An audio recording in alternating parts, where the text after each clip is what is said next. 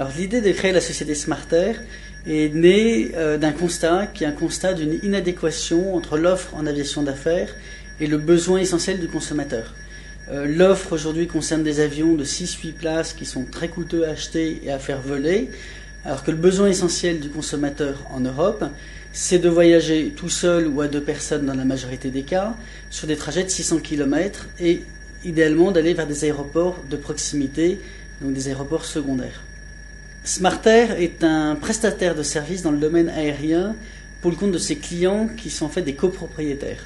C'est-à-dire que le principe même de Smarter, c'est de la vente d'avions et l'exploitation d'avions en propriété fractionnée.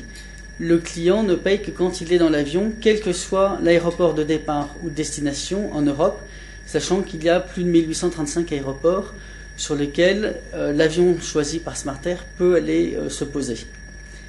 Cette grande accessibilité permet d'offrir aux clients plus de 3 300 000 trajets en Europe.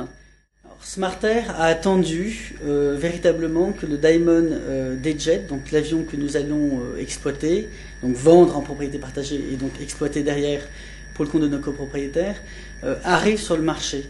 Le Diamond D-Jet est un Very Light Jet, donc c'est toute cette émergence de Very Light Jet, mais c'est un Very Light Jet de 2e génération. La première génération a eu le mérite d'inventer ce créneau. La 2e génération, je trouve, a le mérite de mieux répondre aux besoins du consommateur en termes de confort, de sécurité, de performance.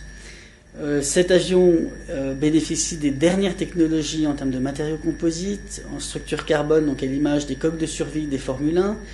On a des airbags dans les ceintures de sécurité, ce qui peut faire sourire, mais ça parfois peut être utile. On a surtout une technologie en termes de cockpit qui n'a rien à envier à un Airbus A380 avec 3 écrans, donc Glass Cockpit, Garmin 1000 qui est vraiment le leader dans ce domaine.